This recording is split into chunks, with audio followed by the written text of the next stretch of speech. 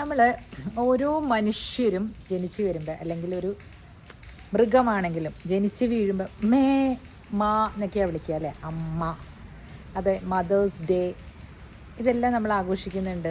അമ്മമാർക്ക് വേണ്ടിയിട്ട് എല്ലാവരും ഓരോരോ എന്ത് കാര്യം ചെയ്യുമ്പോഴും നമ്മൾ നമ്മുടെ അമ്മയ്ക്ക് വേണ്ടിയെന്ന് പറയുമായിരുന്നു അല്ലേ. ഞങ്ങൾ ഓരോ കാര്യങ്ങൾ ഞാൻ ചെയ്യുമ്പോഴും ഞാൻ ഇത് അരവിന്ദേട്ടൻ്റെ അമ്മയ്ക്ക് വേണ്ടി, അല്ലെങ്കിൽ ഇത് എൻ്റെ അമ്മയ്ക്ക് വേണ്ടി, അങ്ങനെ ചെയ്യുന്നത് ഞാൻ പറയാറില്ലേ. എൻ്റെ അമ്മയ്ക്ക് വേണ്ടി എൻ്റെ ബ്രദർ ചെയ്യുന്നത് ഞാൻ പറയാറില്ലേ. പക്ഷേ ഇപ്പോഴത്തെ ടോപ്പിക്ക് എന്താണെന്ന് വെച്ചാൽ, അമ്മ എന്ന് വിളിക്കേണ്ടത് പെറ്റമ്മയെ മാത്രമാണോ എന്നുള്ളതാണ് ക്വസ്റ്റ്യൻ. യെസ്, ഇത് ഇപ്പോൾ നടന്നുകൊണ്ടിരിക്കുന്നുണ്ടല്ലോ. ഒരു പ്രമുഖ വ്ളോഗർ, ഒരു കുട്ടി, ഞാൻ ആ കുട്ടിയെ കുറേ കാര്യങ്ങളിൽ സപ്പോർട്ടൊക്കെ ചെയ്യാറുണ്ട് കേട്ടോ. അവരുടെ അഭിപ്രായമായിരിക്കാം, അവരുടെ സ്വന്തം പെറ്റമ്മയെ മാത്രമാണ് അമ്മ എന്ന് വിളിക്കുള്ളൂ എന്നാണെങ്കിലും എൻ്റെ അഭിപ്രായമാണ് ഞാനിവിടെ പറയുന്നത്.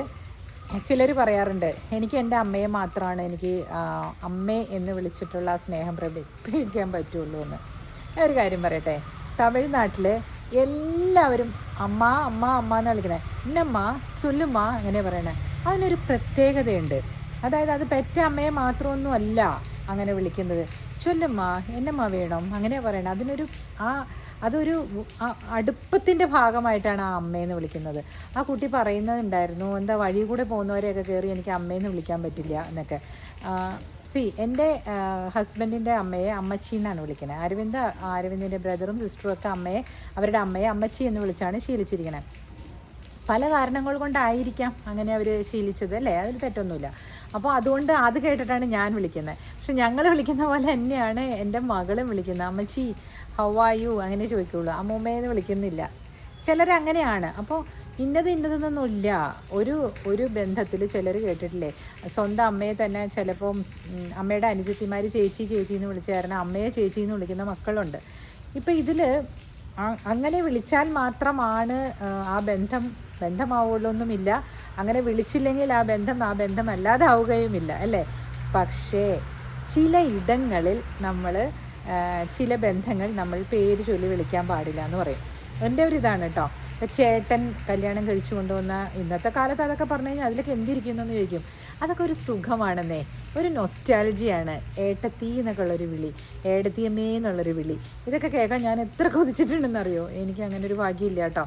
ഞാൻ അവിടെ ചെന്നപ്പോഴും എൻ്റെ ഹസ്ബൻഡിനെ ആരും ഏട്ടാന്നോ ചേട്ടാന്നോ ഒന്നും വിളിക്കാത്തത് കൊണ്ട് എന്നെയും അവർ പേര് ചൊല്ലിയാണ് വിളിച്ചിരിക്കുന്നത്. അപ്പോൾ പേര് ചൊല്ലി വിളിച്ചു എന്ന് കരുതി, അല്ലെങ്കിൽ ഭാബി എന്ന് വിളിക്കാൻ വരെ അതൊന്നും അവർ വിളിക്കില്ല. കാരണം ഞാൻ ഏറ്റവും അവിടെ പ്രായത്തിൽ ഞാൻ ചെറിയവളായതുകൊണ്ട്, അവരെക്കാളും എല്ലാം പ്രായത്തിൽ എനിക്ക് പ്രായം കുറവായതുകൊണ്ട് എന്നെ അങ്ങനെ വിളിക്കേണ്ടതില്ല എന്ന് അവർ സ്വയം തീരുമാനിക്കുകയും ഞാനത് എക്സ്പെക്റ്റും ചെയ്തിട്ടില്ല അപ്പോഴും. പക്ഷേ എനിക്ക് അവരുടെ മക്കളൊക്കെ ഉണ്ടായി കഴിഞ്ഞപ്പോൾ, ഇപ്പം അരവിന്ദിൻ്റെ ബ്രദറിൻ്റെ മക്കൾ എന്നെ വിളിക്കുന്നത് ആഗമ്മയെന്നാണ് വിളിക്കുന്നത്. ആഗമ്മ അങ്ങനെ വിളിക്കും. ഞാൻ വിളിക്കാൻ പറഞ്ഞിട്ടാണ് അങ്ങനെ. എൻ്റെ പേര് കൂട്ടിയിട്ട് അമ്മ എന്ന് പറഞ്ഞിട്ട് വിളിച്ചോളൂ. വലിയമ്മ വലിയച്ഛൻ എന്ന് വിളിക്കുന്നതിനേക്കാളും ഞങ്ങൾക്ക് ഇഷ്ടം വിൻഡ് പപ്പ ആൻഡ് ആഗമ്മ, അങ്ങനെയാണ് വിളിക്കുന്നത് കേട്ടോ. അപ്പം ഇങ്ങനെ വിളിക്കുന്ന ആ ഒരു എന്താ പറയുക, എനിക്കൊരു സ്നേഹം വരും അപ്പോൾ ആ കുട്ടികൾ എന്നെ അങ്ങനെ വിളിക്കുമ്പോൾ. പിന്നെ അംബികയുടെ മക്കളുടെ ഇടയ്ക്ക് എന്നെ മാമി എന്നൊക്കെ വിളിക്കാറുണ്ട്. പിന്നെ അവർക്ക് തോന്നുന്ന പോലെയൊക്കെ അവരുടെ അമ്മ എന്താ പറയുന്നത് അതുപോലെയൊക്കെ വിളിച്ചു കളയും. ചിലപ്പോൾ പേര് വിളിക്കൂ എന്നൊക്കെ പറഞ്ഞിട്ടുണ്ട് എന്നെ. അത് ഞാനിപ്പോൾ എന്തിനാ അതിൽ പറയുന്നതെന്ന് ചോദിച്ചാൽ, എൻ്റെ ജീവിതത്തിൻ്റെ അനുഭവങ്ങൾ ഞാൻ പറയുകയാണേ. പക്ഷേ നമ്മളെ അവർ അമ്മായി, അമ്മാവി, ആൻറ്റി എന്നൊക്കെ വിളിക്കുമ്പോൾ നമുക്ക് ആ ബന്ധം ഊഷ്മളമാവുകയാണ്. അല്ലാതെ എന്നെ കയറി പേര് വിളിച്ചാൽ എൻ്റെ നീസസോ അല്ലെങ്കിൽ എൻ്റെ ബ്രദറിൻ്റെ മോൻ എന്നെ പേര് വിളിച്ചാൽ എനിക്കിഷ്ടമാവുമോ? അപ്പച്ചി എന്ന് തന്നെ വിളിക്കുമ്പോൾ അപ്പച്ചി എന്ന് പറഞ്ഞാൽ അവൻ വിളിക്കുമ്പോൾ എനിക്ക് എന്തൊരു സ്നേഹമാണെന്നറിയാം എൻ്റെ മനസ്സിൽ നിന്ന് വരുന്നത്. എൻ്റെ കാര്യമാണേ ഞാൻ പറയുന്നത്, പറഞ്ഞു എന്ന് മാത്രം പറഞ്ഞു വന്നപ്പോൾ. അതുകൊണ്ട് പേരിൽ എന്താ ഒരു അമ്മ എന്ന് വിളിക്കുന്നതിൽ എന്താണ് ഉള്ളതെന്ന് ആരും ചിന്തിക്കരുത്. അമ്മ എന്ന് വിളിക്കുന്നത് അമ്മ ആ ഒരു വളരെ പുനിതമായിട്ടുള്ള, വളരെ പുണ്യമായിട്ടുള്ളൊരു വേർഡ് തന്നെയാണ്. ആരോ ഒരാൾ മദേഴ്സ് ഡേക്ക് ഞാൻ ഇതെല്ലാം അമ്മയെ കാണിക്കുകയും അമ്മയെ പറ്റി പറയുകയൊക്കെ ചെയ്തപ്പോൾ ജസ്റ്റ് ഒരു പാട്ടിട്ടപ്പോൾ അമ്മ എന്നഴയ്ക്കാത്ത ഉയിരില്ലയേ എന്ന് പറഞ്ഞ പാട്ട് ഞാൻ ഇട്ടില്ലായിരുന്നോ. അതിൻ്റെ അടിയിൽ വന്ന് കമൻറ്റ് ചെയ്തിട്ടുണ്ടായിരുന്നു, ആ കുട്ടിയുടെ അമ്മയെ അതിന് ഭയങ്കര ദേഷ്യമാണ് അങ്ങനെയൊക്കെ പറഞ്ഞിട്ടുണ്ടായിരുന്നു. ഞാനൊരു കാര്യം പറയട്ടെ, ഒരു നിമിഷമാണെങ്കിലും ആ അമ്മ ഒരുപാട് വേദന കടിച്ച് അമർത്തിയായിരിക്കും നിങ്ങളെ ഈ ഭൂമിയിലേക്ക് തള്ളിവിട്ടത് കേട്ടോ. അത് ഇപ്പം നിങ്ങൾ ഞാൻ പറഞ്ഞിട്ടാണോ എന്നെ പ്രസവിച്ചതെന്ന് ചോദിച്ചാൽ അങ്ങനെ പറയാൻ പറ്റില്ല. പക്ഷെ ആ ഒരു നിമിഷത്തിൽ എന്തായാലും ഈ ഭൂമി ഒരു നേച്ചറാണല്ലേ അമ്മ വയറിൽ കൊണ്ട് നടക്കുന്നത്. അത് എത്ര രീതിയിൽ ഏത് രീതിയിൽ ആ കുഞ്ഞു വയറ്റിൽ വന്നതാണെങ്കിലും ശരി, ആ അമ്മ അതിനെ 10 മാസം നിർബന്ധിതമായിട്ടും വയറ്റിൽ ചുമന്നതിന് ശേഷമാണ് പുറത്തേക്ക് കൊണ്ടുവരുന്നത്. അത് പുറത്തേക്ക് കൊണ്ടുവരാൻ ഒരു വേദന അനുഭവിച്ചിട്ടുണ്ട് എന്നുള്ളത് വാസ്തവമാണ് അല്ലേ.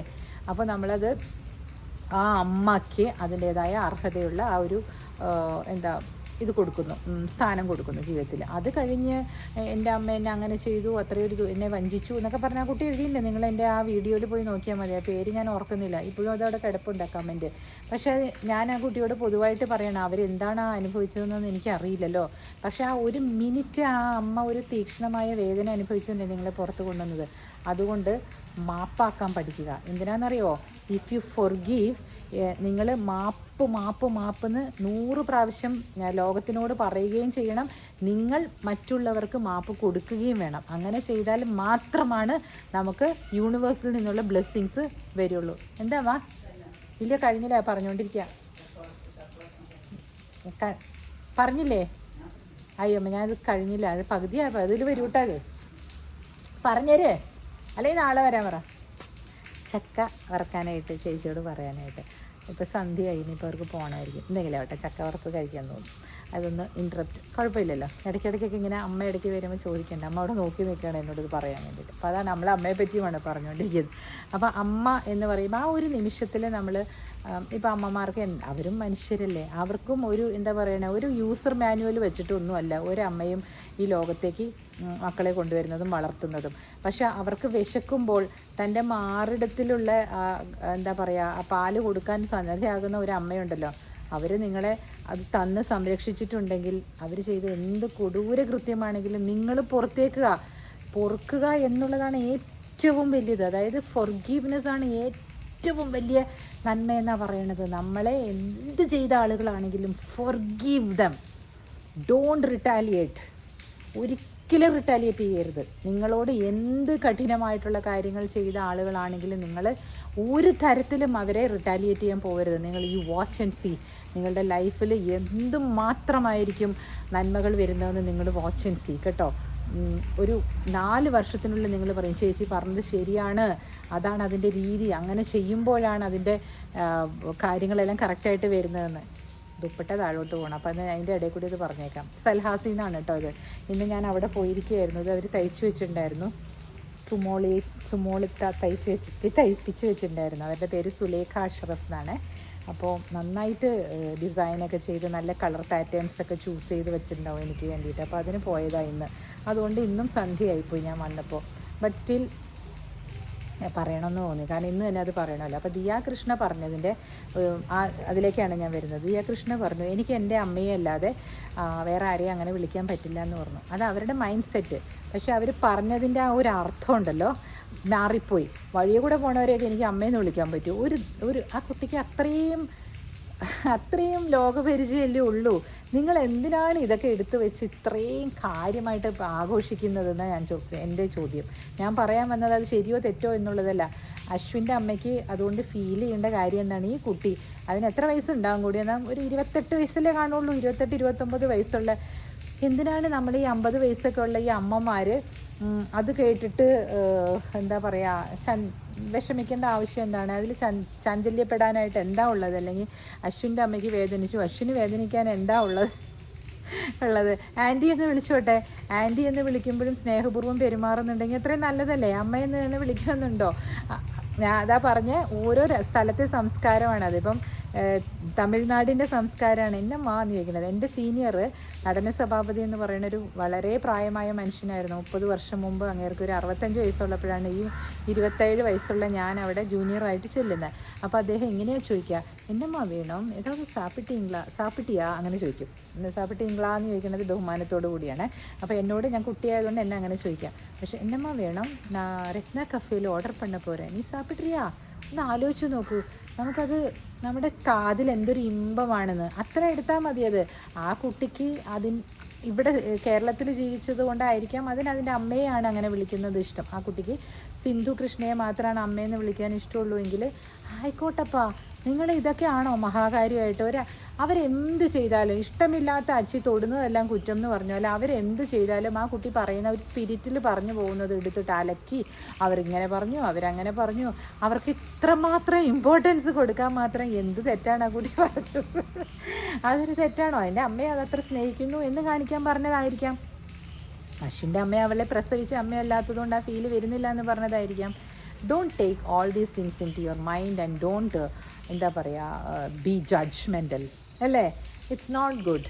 എപ്പോഴും ഏത് കാര്യത്തിനും ജഡ്ജ്മെൻ്റലായിട്ട് ആ ഫാമിലിയെ അങ്ങോട്ട് എല്ലാവരും കൂടി കയറിയിട്ട് ഇവരിങ്ങനെ ചെയ്തില്ല, അങ്ങനെ ചെയ്തില്ല. ഞാനത് പറഞ്ഞു ഇന്നലെ സബ്സ്ക്രിപ്ഷൻ്റെ കാര്യത്തിൽ ഞാൻ സിംഗിളിൻ്റെ കൂടെ ചെയ്തപ്പോൾ ഞാൻ പറഞ്ഞു സബ്സ്ക്രിപ്ഷൻ വീഡിയോസൊക്കെ മറ്റേ ആ കുട്ടി ചെയ്യുന്നത് നല്ലതല്ല.